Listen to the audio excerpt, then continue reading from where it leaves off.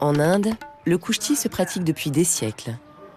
Cette lutte indienne était un art martial très respecté. Mais petit à petit, la tradition se perd.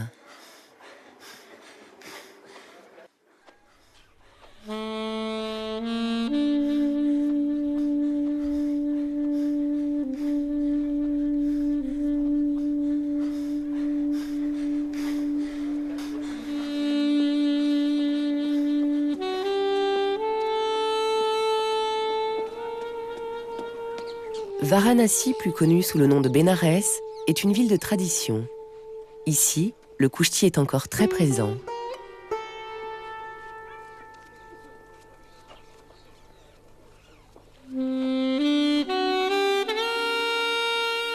Il est tôt. Les habitants se préparent pour leurs tâches quotidiennes.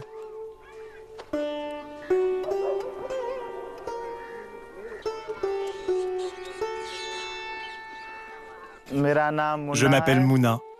Je viens d'une famille de lutteurs. Mon grand-père et mes oncles pratiquaient le kushti. Mon frère fait de la lutte, et moi aussi. C'est très dur de devenir professionnel. Ça demande des années. Et il n'y a pas beaucoup de champions. Je dois me lever à 4 heures du matin et manger un menu spécial. Après, je vais m'entraîner à l'akara. Et c'est pareil tous les jours. C'est comme ça qu'on progresse. Plus tard, moi aussi, je deviendrai un champion.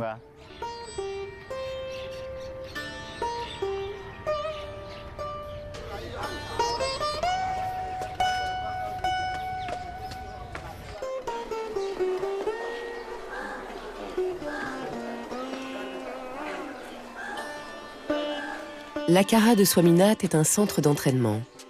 Il est installé dans le temple du dieu Hanuman. L'Akara se présente sous la forme d'une enceinte où les lutteurs s'exercent dans une fosse remplie de terre.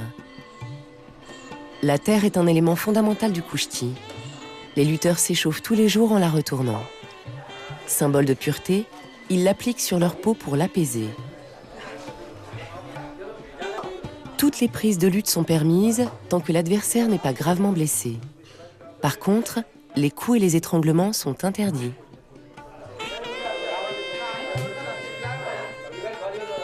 Pour gagner, un lutteur doit forcer son adversaire à toucher terre, si possible avec les 2 épaules. Un entraîneur surveille les exercices. Monsieur Melwa est lui-même un ancien lutteur. Il ne se fait pas payer pour son enseignement. C'est sa façon de servir Hanuman, le dieu protecteur des lutteurs indiens. Il existe des akaras pour les hindous et pour les musulmans qui obéissent à leurs propres règles religieuses. Mais tous respectent les principes du kushti, une discipline et une morale stricte, et un concept d'union du corps et de l'esprit. Un bon lutteur ne se définit pas seulement par sa force physique. Il doit aussi avoir de l'énergie et être capable de se maîtriser. La dévotion, l'énergie vitale et la chasteté sont des concepts hindous fondamentaux du kushti. Ils sont tous liés. L'énergie naît de la dévotion et elle se préserve par la chasteté.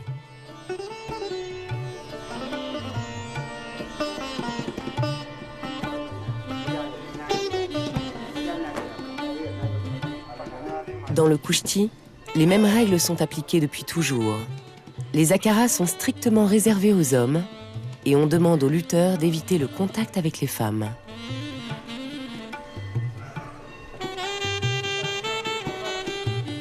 L'obéissance est un devoir. Les entraîneurs sont très respectés. Vinod Kumar Yadav, plus connu sous le nom de Papou Pehalwan, est le frère aîné de Mouna. C'est un ancien élève de Monsieur Melwa.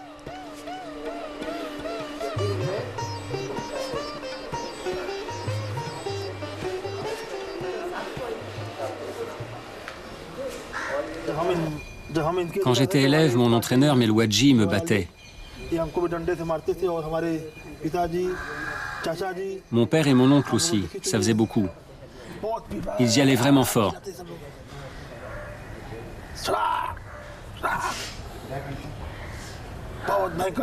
Melwadji cassait des branches de cet arbre et il s'en servait pour me frapper. Quand je ne faisais pas mes exercices, la punition était pire. La discipline était très sévère. C'est comme ça qu'on progressait. J'ai gagné des championnats régionaux et nationaux. J'ai reçu une médaille d'or. La discipline, c'est nécessaire. Sans elle, il n'y a pas de bon lutteur. Tout le monde peut pratiquer la lutte. Ça se fait dans toutes les castes. Mais chez certaines, la discipline est plus dure. Nous, on appartient à la caste des Yadav. On peut juger un lutteur au nombre de dandes et de betak qu'il est capable d'enchaîner. Ce sont des pompes et des pliés du genou. Ces deux mouvements forment la base des exercices du kushti. Certains champions sont capables d'en faire 2 à 3 000 par jour.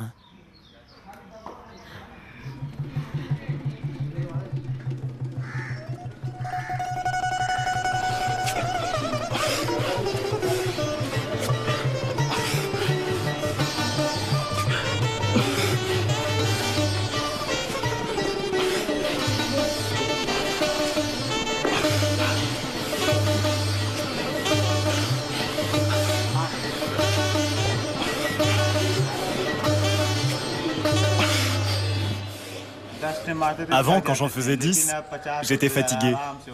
Maintenant, je peux en faire 50. Je m'entraîne matin et soir, tous les jours. Ce n'est pas à la portée de tout le monde. C'est très difficile, ça demande beaucoup d'efforts. On reçoit des coups, ça nous force à travailler. Si on veut vraiment devenir un lutteur, on l'accepte. Regardez Sitla, celui qui s'exerce là. Il travaille vraiment très lentement. C'est douloureux pour le corps. Gourdial et moi, on s'entraîne ensemble. Lui aussi, il travaille dur. J'ai commencé il y a 3 ou 4 ans.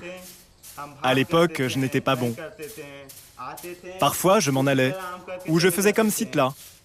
Je n'avais pas le bon état d'esprit. Mais peu à peu, ça m'a intéressé. J'ai décidé de faire quelque chose de ma vie. J'ai décidé d'agir.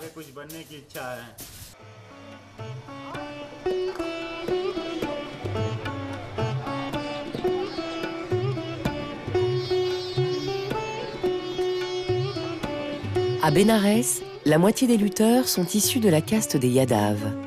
Normalement, cette caste fait de l'élevage laitier. On la considère comme une caste passéiste. Les Yadav représentent 18% de la population. Ils ont acquis un grand poids politique.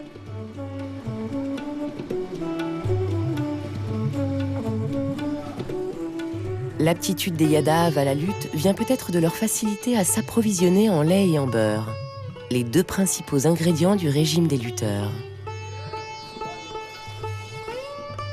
Mouna a quitté l'école à 17 ans. Il voulait devenir lutteur. Sa famille l'aide financièrement pour qu'il puisse s'entraîner. Mais il doit quand même traire 10 des 75 buffles que possède la famille.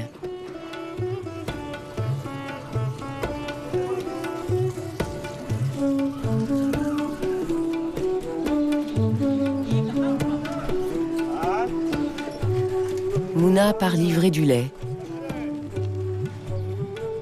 Papou, lui, prépare du ghee, une sorte de beurre clarifié. Pour obtenir 400 grammes de ghee, il faut 1 kg de beurre fait avec 10 litres de lait. Ceux qui pratiquent le kushti mangent beaucoup de ghee. Sans ça, on n'y arrive pas. Un bon lutteur a besoin de 5 litres de lait, plus 250 grammes de ghee, 250 grammes de beurre et 250 grammes d'amandes. Les lutteurs d'avant mangeaient énormément. Ils étaient très lourds. Ils pesaient jusqu'à 130 kilos. Maintenant, ils mangent moins. Mon père mangeait 1 kilo de ghee par jour et mon oncle presque 1,5 kg. Il buvait 10 litres de lait. Le public aime les lutteurs qui sont gros et costauds. Avant, les hommes voulaient avoir un corps sain et fort. Quand on était fort, on devenait célèbre. Aujourd'hui, on a encore du respect pour les lutteurs, mais plus autant. Ceux qu'on respecte, ce sont les gens instruits. Un garçon qui a une bonne éducation, il trouve un bon travail. Et quand il se marie, il reçoit une grosse dot. Les choses se modernisent peu à peu. Les Yadav qui ont de l'instruction font leur chemin. Ils se présentent aux élections. Dans ma famille, on pratiquait la lutte. Maintenant, on fait de la politique. Si on veut attirer les gens, on peut y arriver grâce au kushti. En Inde, le public se trouve dans les villages. Là, on aime le kushti. Si un politicien organise une grande compétition, ou s'il invite des lutteurs, il y aura beaucoup de monde. Pour conserver le ghee à l'abri de la chaleur, on fait bouillir le beurre pendant 3 heures. Ensuite, on filtre les impuretés.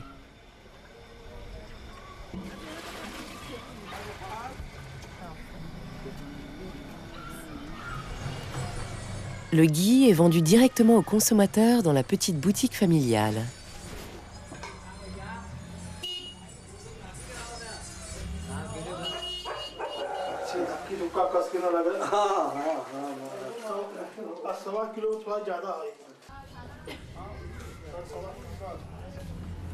Kalou Pehalwan, l'oncle de Mouna et de Papou, a été un lutteur célèbre. Maintenant, il s'est lancé dans la politique. Il a 2 frères, Lalou et Ramlal.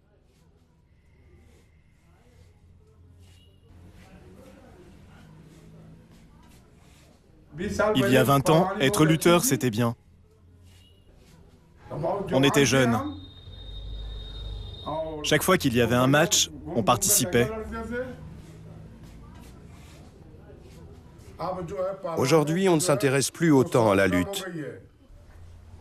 Avant, les gens pensaient que plus on était fort, plus on était respecté. Dans chaque village, dans chaque maison, il y avait un homme fort. On disait, celui qui a le bâton, il a les buffles. On était très pauvres. Depuis 20 ans, les Yadav font de la politique. Ce n'était pas le cas avant. Ils étaient opprimés, puis ils ont eu accès à l'éducation et ils ont commencé à revendiquer leurs droits. La famille s'est réunie pour honorer le seigneur Rama et Krishna, le dieu vaché.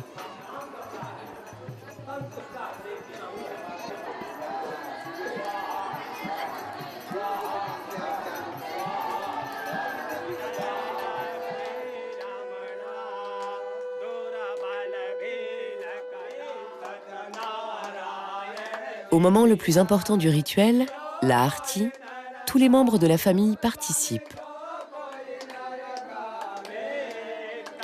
Les rituels sont très complexes. Un prêtre brahmane aide donc les parents de Mouna à achever le leur.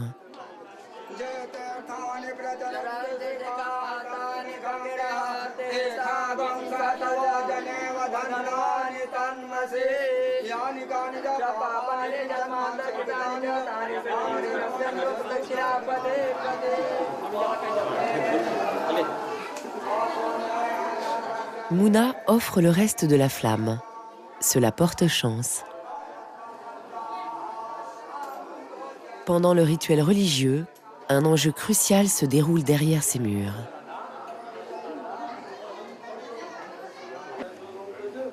Monsieur Kalou a invité des alliés politiques. Il organise sa campagne électorale. Bien sûr, il y aura une compétition de lutte.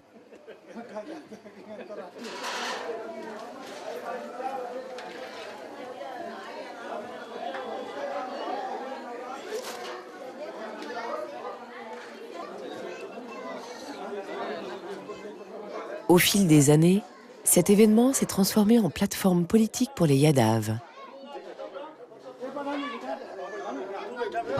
Le docteur K.T. Yadav, secrétaire général de l'État. Lalji Pehalwan, champion national. C'est le plus grand lutteur de l'Inde.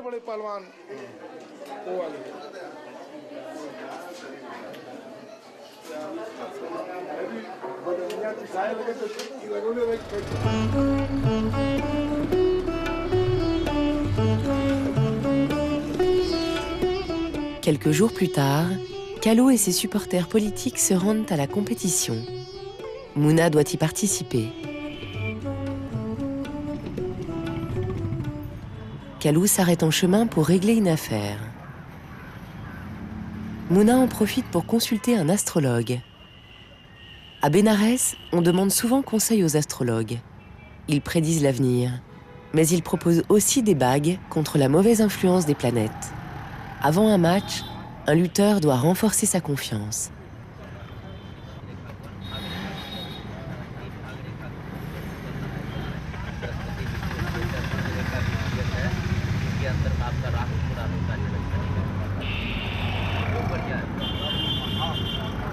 Oui, vous allez gagner. Il y a du mieux. Oui, ça se présente très bien.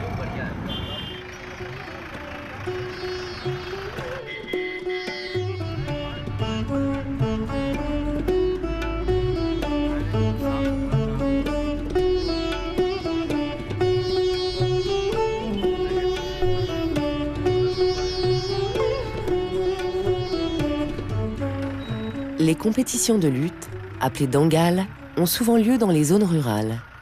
C'est une façon d'attirer les villageois, comme ici dans le district électoral de Kalu, près de Jaunpur.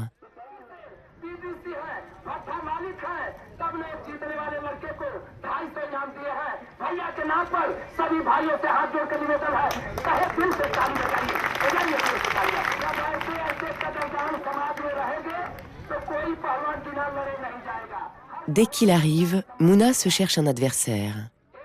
Les petites compétitions sont organisées de manière assez informelle. Les lutteurs doivent trouver eux-mêmes leur rival. Une poignée de main suffit pour se mettre d'accord. Mais Mouna n'est pas encore décidé.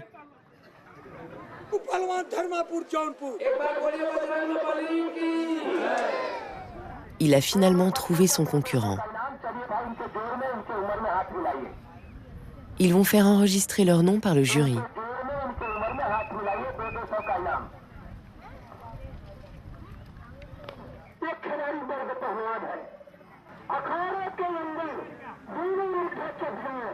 Lalji Pehalwan, le grand champion indien, est venu soutenir la campagne de Kalu.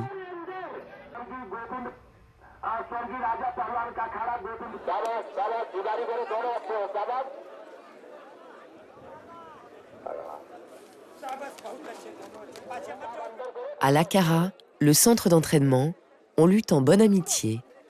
Mais lors des compétitions, il faut s'imposer et défendre les couleurs de son centre et de sa famille.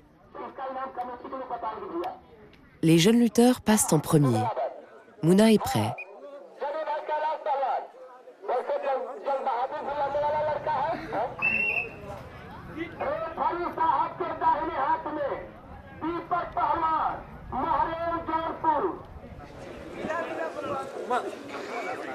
Munna पहलवान बनारस गया से टकरा मुन्ना नहीं मुन्ना पहलवान अठारह स्वामीनाथ स्वामीनाथ हाँ बनारस समय 5 minute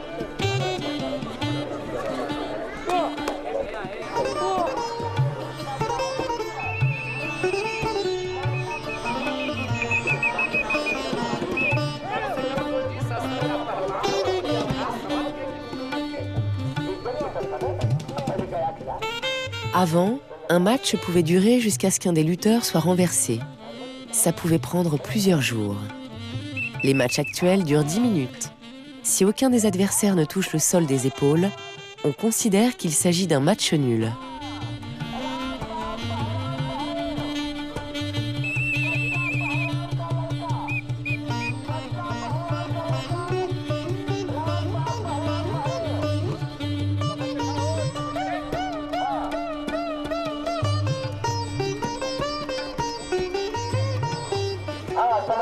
Nous avons le neveu de Kalu Pehalwan, le champion de l'État d'Uttar Pradesh. C'est le fils de Lalou, le frère de Kalu Pehalwan. Il s'entraîne à l'Akhara de Swaminath. Ah, le jeune homme a l'air blessé. Mouna se battait bien, mais son adversaire s'est cassé une dent. Le combat est arrêté.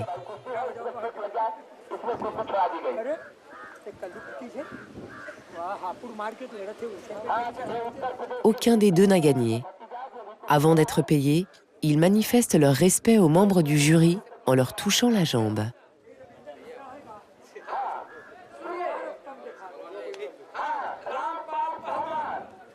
Comme c'est un match nul, les adversaires se partagent la récompense. Quand il y a un gagnant, il touche 75% de la somme. Le reste va au perdant.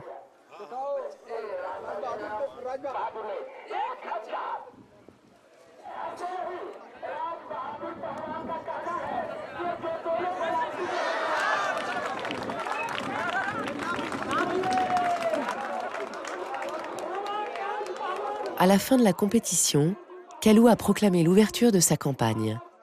En signe de respect, on lui offre les traditionnelles guirlandes de fleurs.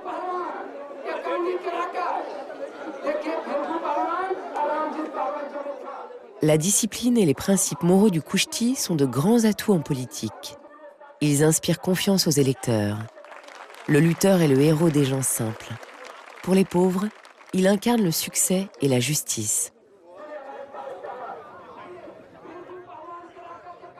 Pendant longtemps, la lutte indienne a été l'un des seuls moyens de s'élever socialement.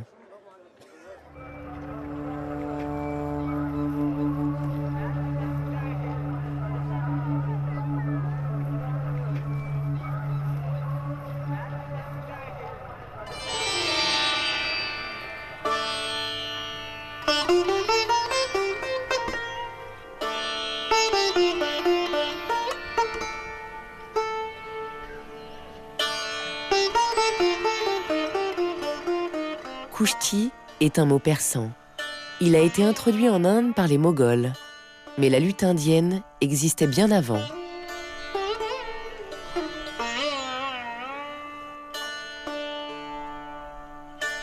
Dans les épopées du Ramayana et du Mahabharata, on trouve des lutteurs légendaires. En revanche, il existe peu de récits historiques sur le sujet. Au XVIe siècle, 2 voyageurs portugais visitent l'empire de Vijayanagar.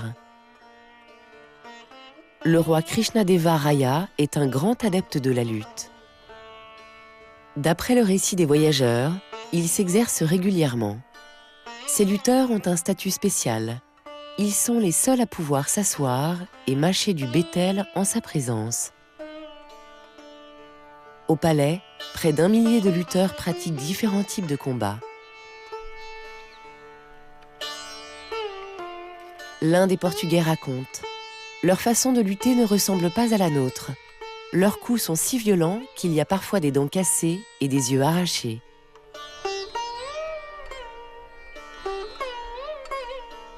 À la cour des Moghols, on trouve aussi un grand nombre de lutteurs. Ils représentent la puissance et la réputation du roi.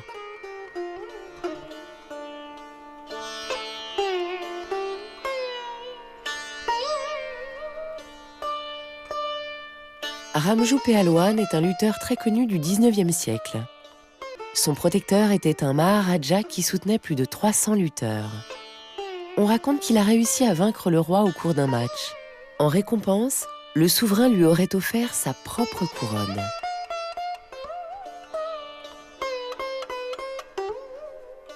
Ce geste symbolique montre que dans l'Akhara, un homme de caste inférieure pouvait s'élever socialement.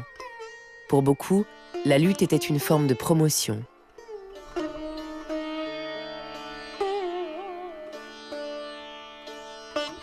L'un des akharas les plus anciens et les plus connus est celui de Motibag dans l'état de Maharashtra. Il est installé dans le vieux palais de Kolhapur.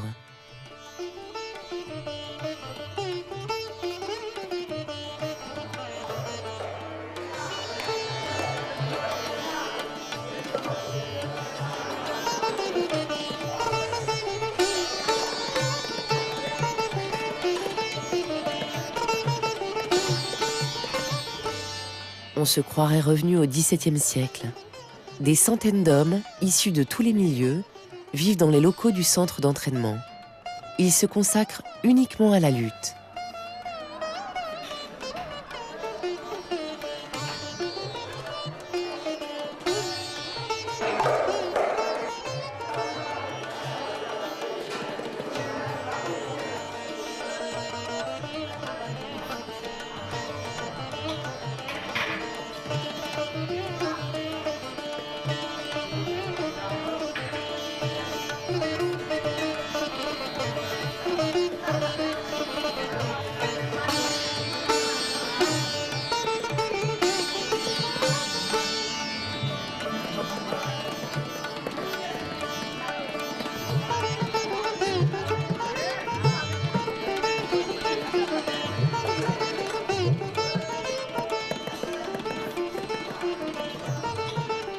Dans ce lieu, on abandonne son identité. On devient le représentant d'un art séculaire.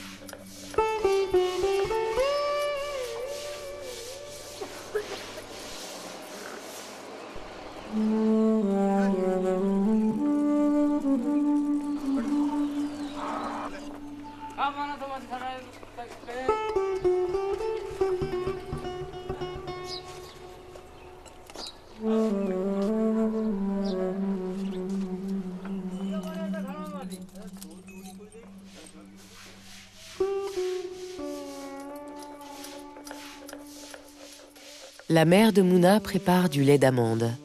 C'est un élément important du régime des lutteurs.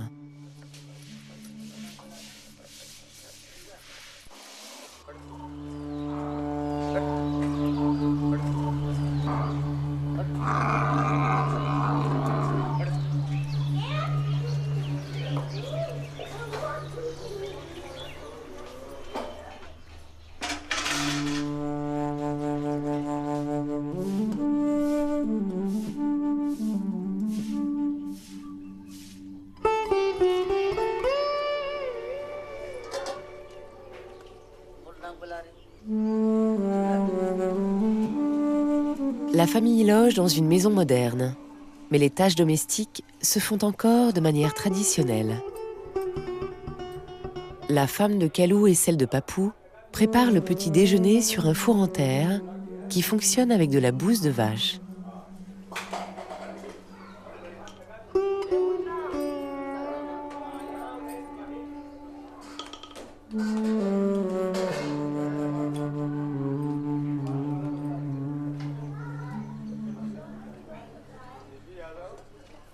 Un lutteur hindou végétarien doit consommer 250 grammes d'amandes par jour.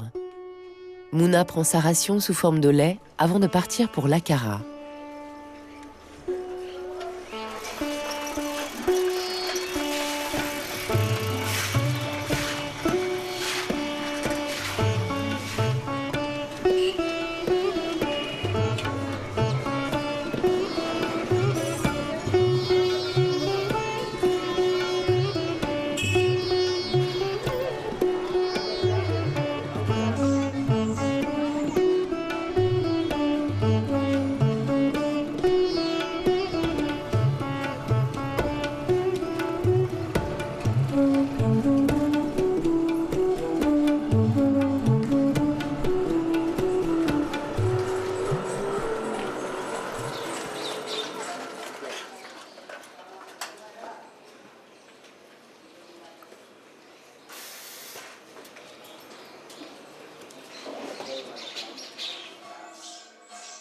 Monsieur Melwa, l'entraîneur, commence sa journée en se rendant au temple d'Hanuman, en face de l'Akhara de Swaminath.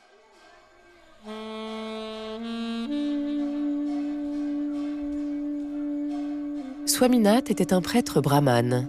Il descendait du grand poète Tulsidas, qui a traduit du sanskrit à l'hindi l'épopée du Ramayana. Il a ainsi permis à un public plus large d'y avoir accès. Le Ramayana raconte les aventures de Rama et de son fidèle compagnon Hanuman.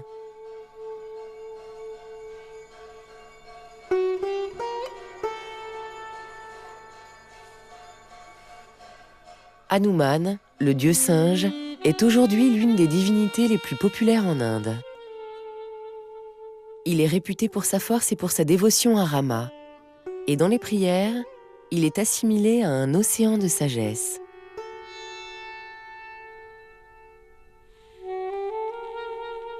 Vaillant et courageux, Hanuman dissipe les pensées malfaisantes et tue les démons. Son culte a pris de l'importance à partir du XVIe siècle. À cette époque, Tulsidas mène le mouvement de la Bhakti. Il s'oppose à l'élite des brahmanes et à leur monopole sur les textes et les rituels religieux qui excluent les castes inférieures.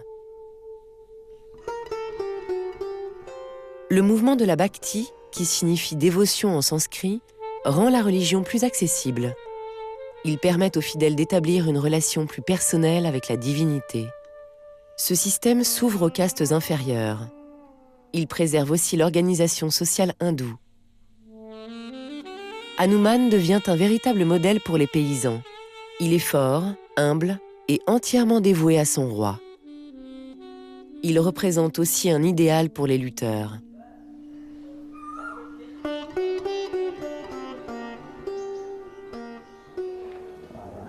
La journée commence par une prière. La Arti intègre les 5 éléments cosmiques, le ciel, l'air, le feu, l'eau et la terre, équivalents aux 5 sens. Dans la plupart des rituels, les éléments sont représentés par le son, l'encens, la flamme, l'eau et la nourriture. Mais ici, on rend directement hommage à la terre. C'est même l'essentiel du rituel.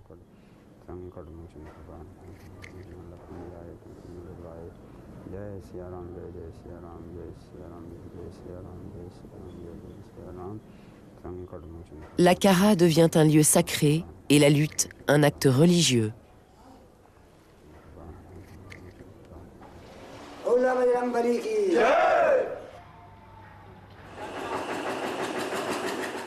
Deux fois par an, on renouvelle la terre. Aux yeux de certains brahmanes, labourer ou retourner le sol est un acte impur. Mais pour les lutteurs, c'est une forme de célébration.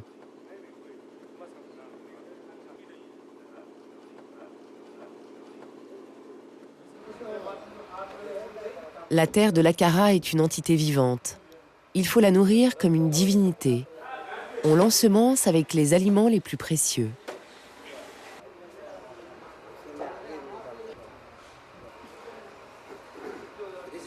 Le lutteur s'offre aussi en sacrifice. En renonçant à lui-même, il donne de la puissance à la terre. En retour, celle-ci lui apporte de l'énergie. La terre de l'Akhara aurait des vertus médicinales. Elle soignerait les affections de la peau et favoriserait la fertilité. Bablu Yadav veut enseigner aux jeunes lutteurs un exercice un peu oublié. Il a apporté des joris, des massues en bois. On les manipule par paires. Chacune pèse entre 15 et 25 kilos.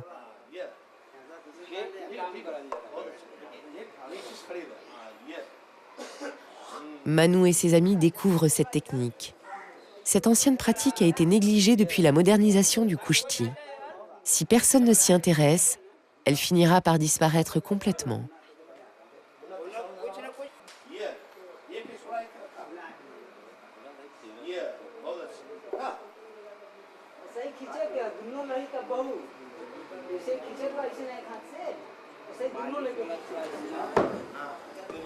Un lutteur mène une vie très réglée.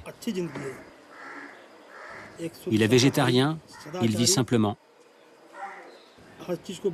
Il doit maîtriser son esprit et ses sens. Un bon lutteur, c'est celui qui sait se contrôler. Grâce à l'abstinence, on augmente sa puissance intérieure.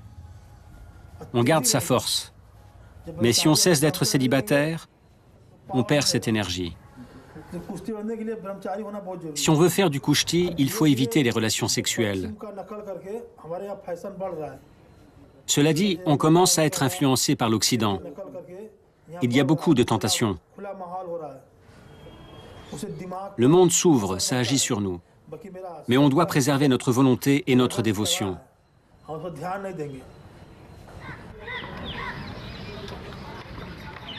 Après la pause, comme chaque jour, les lutteurs vont se baigner dans le Gange.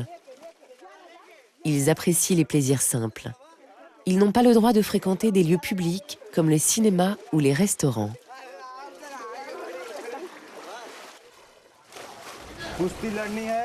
Si on veut faire du kushti, il faut mener une vie très simple, sans divertissement. On abandonne ses hobbies. Autrement, on a des problèmes. On n'arrive à rien. C'est très dur. Partout, on voit des affiches. Il y a la télévision. Il y a des filles partout. Ça perturbe. On a beaucoup de pression. Regardez derrière. Des filles! Arrêtez de les regarder. Il y a des filles partout. Des tas de filles.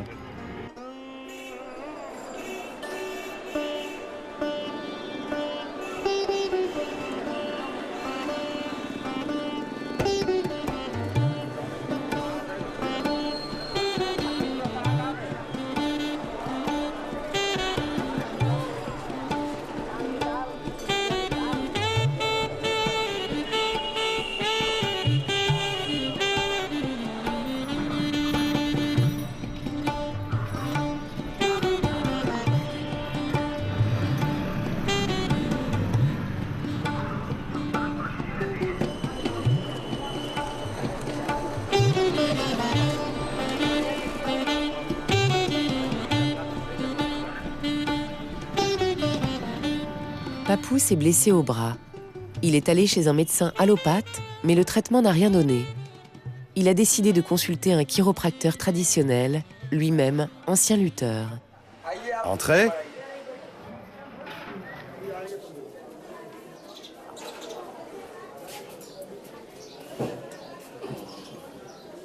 Détendez votre main, ça va vous soulager. Après le massage, vous mettrez une bande pendant quelque temps. Ensuite, vous reviendrez me voir. Je vérifierai ce que ça donne. Le matin, je suis là jusqu'à 10 heures.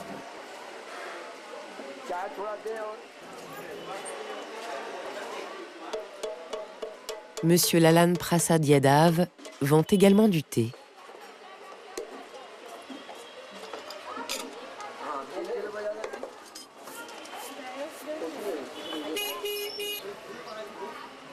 Tenez, prenez.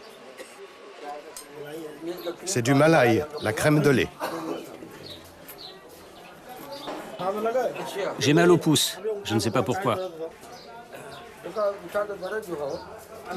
Si j'avais eu un accident, je comprendrais. C'est l'influence d'une mauvaise planète. Bandez votre pouce et on verra. Ensuite, revenez me voir. Je prends des médicaments depuis une semaine. D'accord, mais faites aussi mon traitement. Je voulais empêcher un enfant de se couper et voilà. Si quelqu'un a le même problème, vous pourrez lui donner ce traitement. J'ai appris en regardant faire les autres. J'ai imité ce que je voyais. Ça m'a permis de soulager des gens.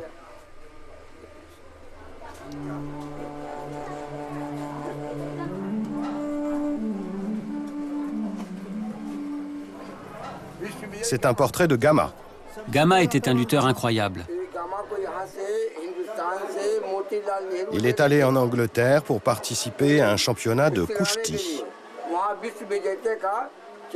Il était prêt à combattre, mais son adversaire faisait 2 fois son poids. La réputation de Gama est légendaire. Il est arrivé à Londres en 1910 avec son frère. Il devait participer au championnat du monde de lutte. Or, Gama était un poids léger. Il a été disqualifié. Cette mesure discriminatoire a déplu à l'un de ses compatriotes, un millionnaire bengali. Il a proposé un défi. Tous ceux qui arriveraient à vaincre Gama recevraient une récompense. Les matchs se sont déroulés au théâtre de l'Alhambra. En une journée, Gama a vaincu 10 champions anglais et le célèbre lutteur américain roller. Stanislas Sibisco, le champion du monde en titre, a donc voulu l'affronter. Gama n'a pas réussi à le mettre à terre. Sibisco était beaucoup plus lourd que lui. Le match a duré plusieurs heures. Il devait se poursuivre le lendemain, mais Sibisco ne s'est pas présenté. Gama a donc été proclamé champion du monde.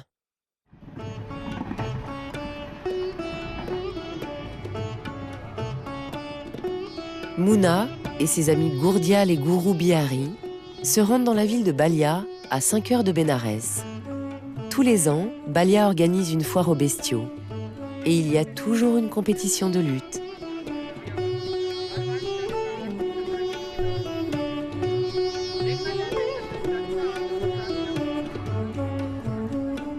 Ce passager, employé de banque à Bombay, explique à Mouna comment voyager sans billet. Après avoir mis de l'argent de côté pendant plusieurs années, il rentre dans son village natal. Il veut y introduire la modernité.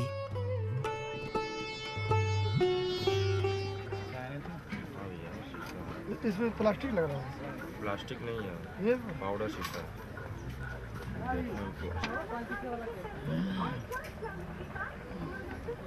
ये कुछ चपका है ना चलिए।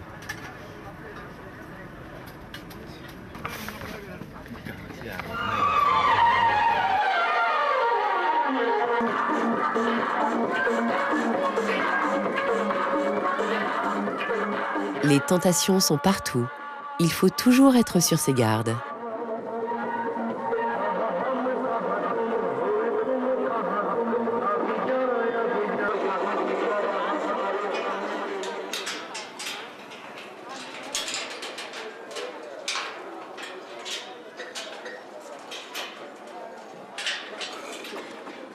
La foire aux bestiaux accueille aussi un parc d'attractions.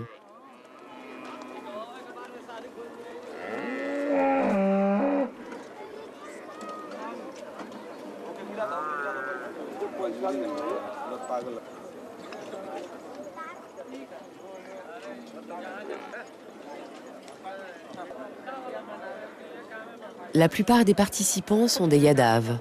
Ce sont des marchands de bestiaux professionnels. Ils vont de foire en foire pour vendre leurs bêtes. Les affaires se traitent de manière plutôt informelle. Les marchands sont installés sous des tentes pendant 1 mois.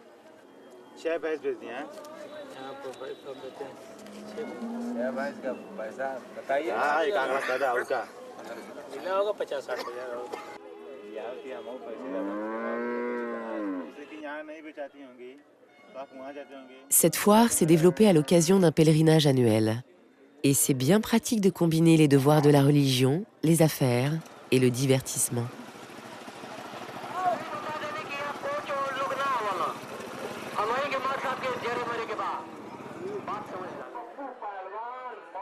Mouna et ses amis arrivent sur place.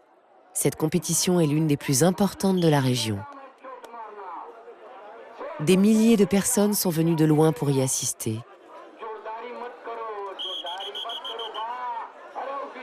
Seuls les lutteurs du district ont le droit d'y participer. Mouna, Gourdial et Gourou viennent donc seulement pour regarder.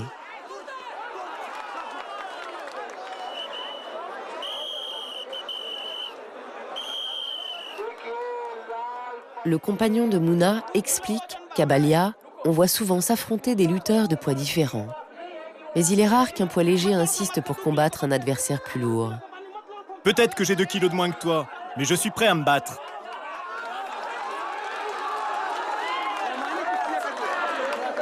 Il refuse de se battre pour une histoire de 2 kilos. Moi, je veux me battre. Nous connaissons très bien cet homme. S'il est prêt à se battre, je lui en donne l'autorisation. Ce poids léger est un spécialiste de la patakna. C'est une stratégie qui consiste à déséquilibrer un adversaire plus lourd en lui tirant la jambe. Quand on maîtrise cette technique, on reçoit une grosse somme d'argent de la part du comité.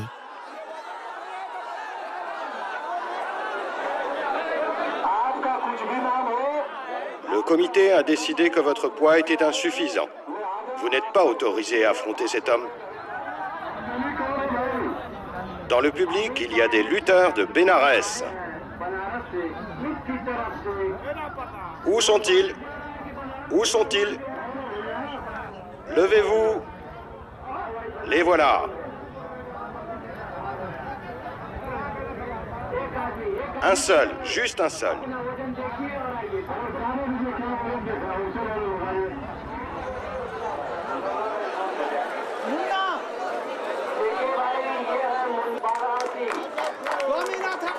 C'est une surprise pour Mouna. Il n'avait pas prévu de participer. Mais un lutteur ne refuse jamais un match.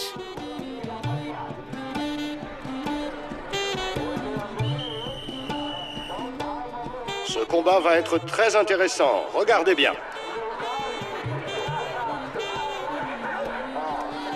Ces lutteurs représentent deux villes. Le premier vient de la ville du seigneur Shiva et le second de celle de Bhairava.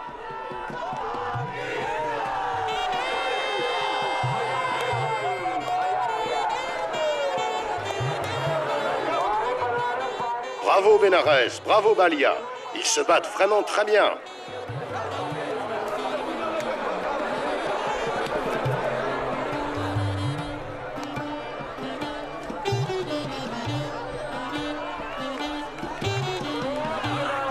Les manœuvres de Bénarès ne marcheront pas. Allez Balia!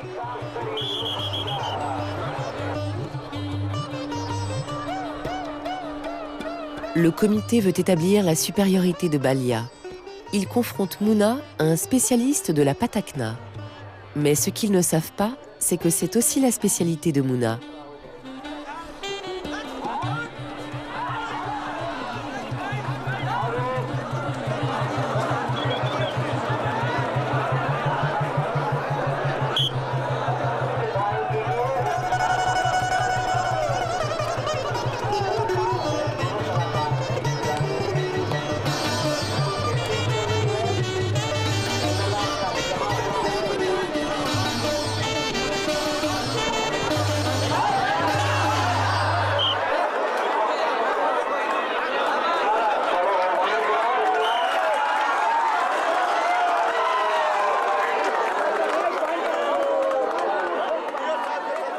La victoire de Mouna est très remarquée.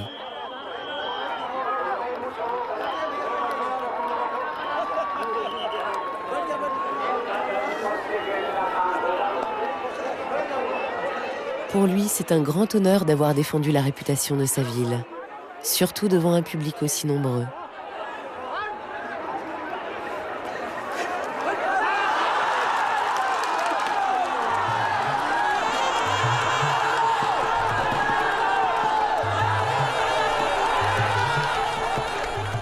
Il est venu sans son oncle et sans son entraîneur. Il s'est débrouillé tout seul et il a gagné un match difficile.